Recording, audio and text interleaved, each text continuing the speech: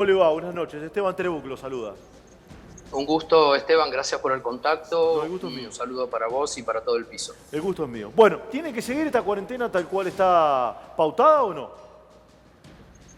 En principio, la cuarentena es una medida que ha sido recomendada a nivel mundial, pero también es claro que la cuarentena no puede ser una medida permanente ni una única medida. Por lo tanto, la cuarentena tiene que seguir en la medida en que pueda establecerse un plan de salida de la cuarentena adecuado, A ver, ¿cómo es que eso? guarde algunas claves de implementación que permitan saber qué es lo que está ocurriendo. Qué interesante eso. A ver, ¿cómo sería eso, doctor? ¿Cómo sería Sí, eso? en principio es, digamos, lo podríamos plantear de esta manera. El perfil de la pandemia en nuestro país se modificó. ¿Qué significa eso?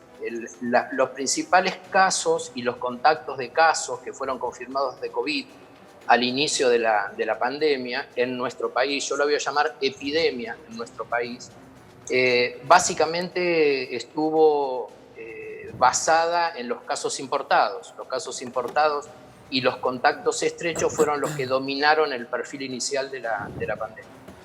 A partir de un momento determinado, que yo lo establezco en base a datos publicados por el Ministerio, a partir de un momento determinado, que lo podemos colocar a partir del 14 de abril, el perfil cambia y los casos y los contactos empiezan a tener peso en la transmisión comunitaria.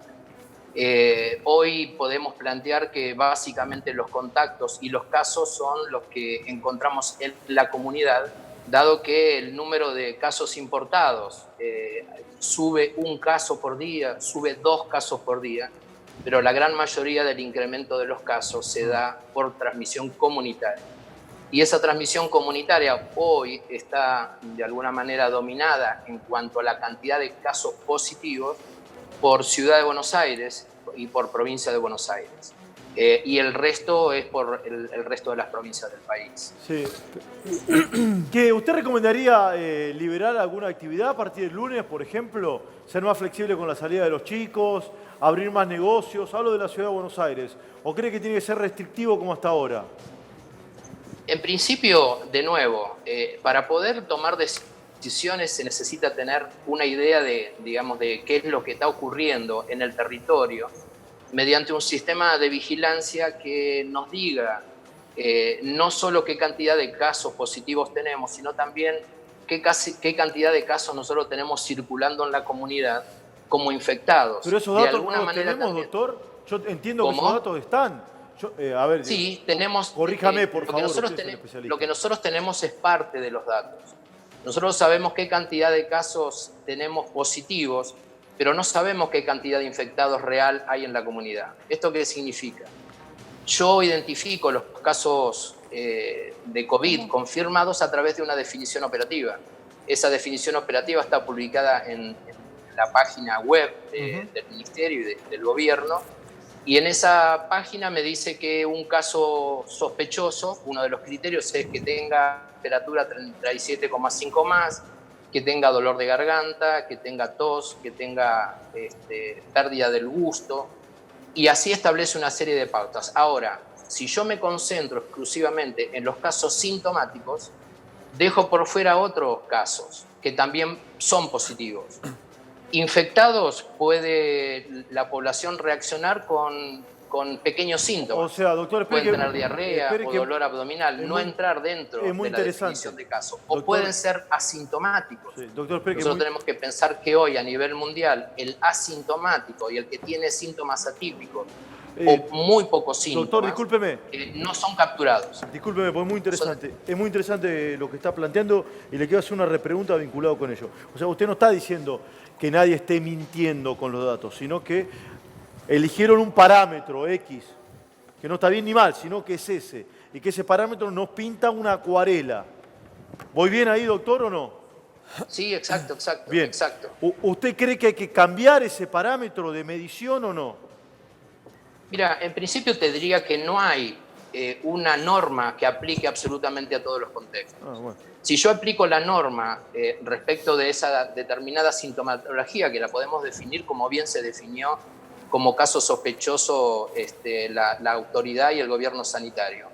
Es correcto, pero no puedo esperar que aplique en todos lados. Si yo voy a una residencia de adultos mayores, los adultos mayores no tienen la misma sintomatología que podés tener vos o que puede tener cualquiera de nosotros. No, claro. Por ser un hecho de, digamos, un adulto mayor, para lo cual, con la definición operativa no voy a poder capturar. Y si capturo, cuando capturo el caso positivo, Sí. ya se me dispersó dentro de ese grupo cerrado. Claro. Lo mismo ocurre en los hospitales, o lo mismo puede ocurrir en una comunidad que yo defina como de riesgo, un hospital neuropsiquiátrico o una comunidad o un barrio determinado.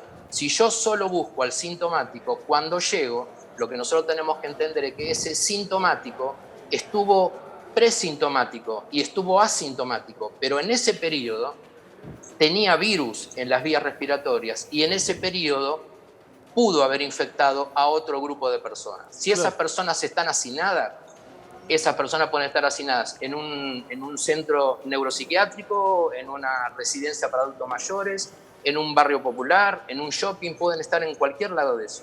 Bien. Esas personas siguen contagiando. Por lo tanto, el problema que trae es que esa definición operativa me va a capturar parte de la realidad del problema. Por eso no es una mentira.